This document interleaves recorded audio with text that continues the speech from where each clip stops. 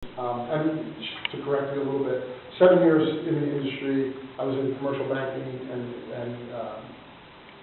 credit analysis for 15 years back east. I'm originally from New Jersey. I was with Edward Jones for 3 years here. Yeah, so New York. Whatever. New York, okay, good enough. So I've had, some experience in the financial services industry before doing this. I was with Edward Jones for 3 years, and then I've been with Western for the last 3 years and change.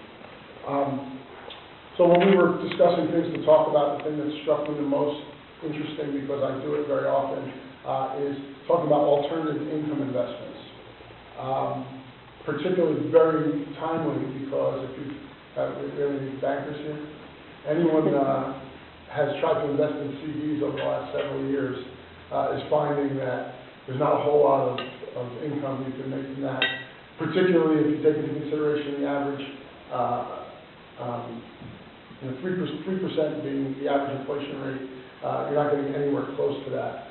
So for years, that's what people have been able to do, is use their CDs as part of their portfolio to add income, so that they could, in conjunction with their other investments, be able to live the lifestyle that they're used to living without going into the principal of their retirement funds. Obviously, over the last several years, the historic lows have caused a panic among the retirees and have made it so they either have to go into the principal or be more aggressive with their investments and put it more at risk, so that they, it could cause a lot of problems when the market gets upset. Fortunately, there are alternative investments out there that could offer 6, maybe even up to 8% per year income with a reasonable degree of safety.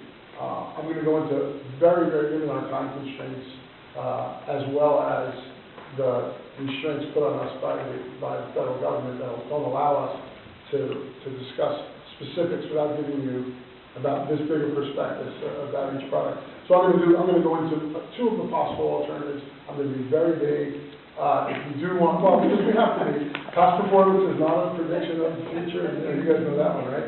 I have to give my little disclosure. Then we learn that. That's the first thing they teach us when we get into what we do, is that you can't just. Well, your messages are the same. I would say, do not leave it trading in Absolutely. standards. Absolutely. Oh, absolutely. Because not yet. I mean, there are actually now. I have a couple of investments going off the subject. I guess we're a small enough group we can do it. I have a couple of investments where we do e-sign, where the documents online. They go, you type your name in, you click it, and you sign all your documents. Just one. It's pretty cool. Just once. It's pretty cool. They're not all up to speed yet, because it's been, until someone says, hey, I didn't sign that. And, my computer was there, it was on, but we'll see when that happens. But it's pretty convenient.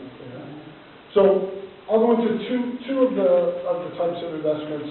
I'll start off with renewable secured debentures. It sounds very complicated and very difficult. It's actually pretty simple. You're all familiar with life insurance. I'm sure several of you have life insurance policies. At some point later in life, people get to a situation where one of 3 things: they no longer want it, they no longer need it, or they no longer can afford to keep it going.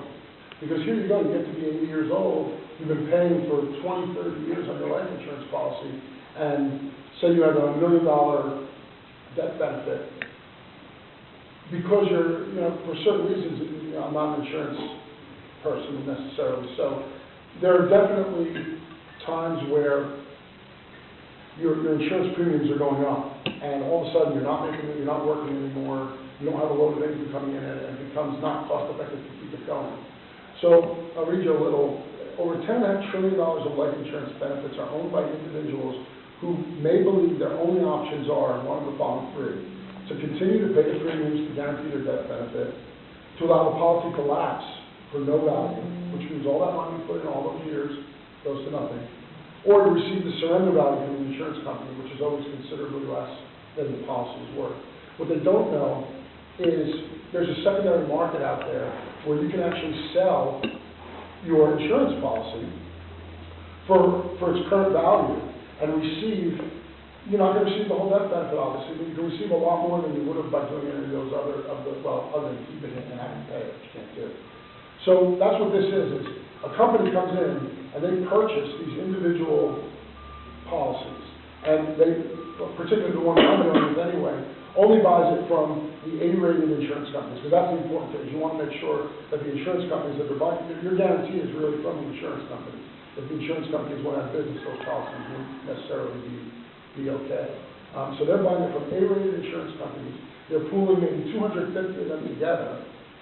You're investing, and they using their actuarial tables, et cetera, are buying them at reduced prices.